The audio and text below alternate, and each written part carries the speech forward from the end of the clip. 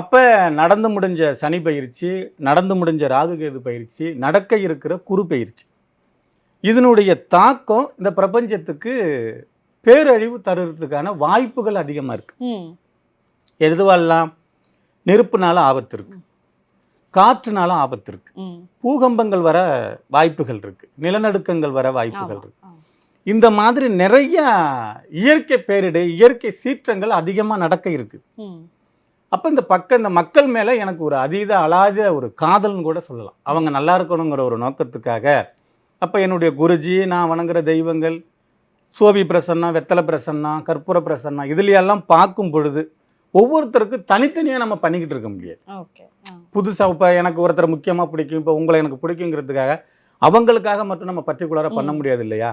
அப்போ பொதுவாக நம்ம ஏதாவது இந்த மக்களுக்கு செய்யணும் அப்படின்னு ஆய்வு பண்ணும் பொழுது ஒரு 9 மணி நேரம் ராகு, கேது, குரு, சுக்கிரன், சனி, செவ்வாய், இந்த 9 நவகிரகம் இருக்கு இல்லைங்களா?